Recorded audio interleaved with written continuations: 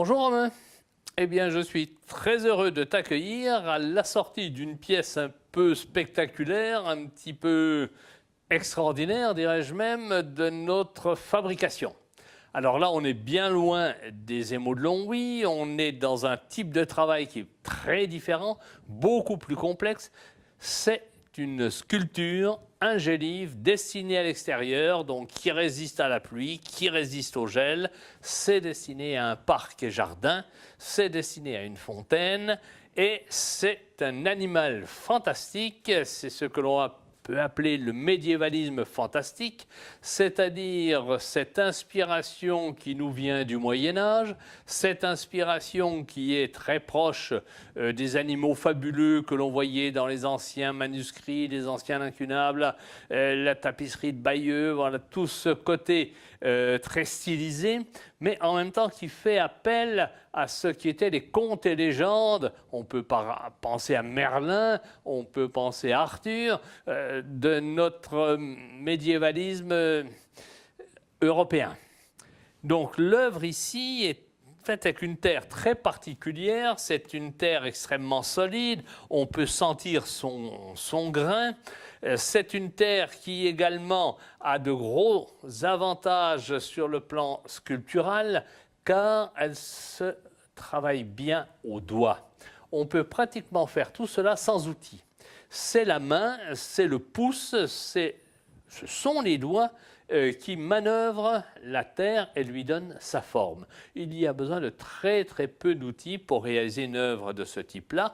En revanche, le travail en lui-même est très complexe parce qu'on ne peut pas le faire en une fois. C'est tellement lourd. À l'origine, il y a 70 kg de terre. Après cuisson, on est à 45 kg. C'est quelque chose de très lourd. Et la terre s'affaisserait d'elle-même si on la travaillait trop vite. Donc, il est nécessaire d'avoir un esprit lent de travail et d'avoir dans sa tête là où on veut aller, parce qu'il faut tout prévoir à l'avance. Il n'est pas question de travailler la base sans savoir ce que l'on va faire en haut, car il est nécessaire de monter tout avec le même esprit de résistance. C'est ce que nous appelons, nous, en sculpture, la triangulation.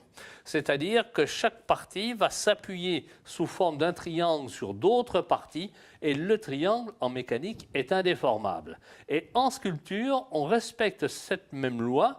On va trianguler la sculpture pour qu'elle puisse, par elle-même, se supporter son propre poids. Donc ici, on a des jeux de triangulation. On voit que l'émail va couler tout le long pour donner ces jeux d'ombre, ces jeux de lumière qui sont très beaux.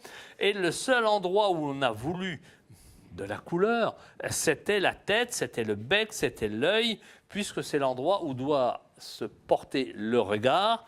Et donc, on a bien joué cet effet de phénix avec le plumage un peu curieux.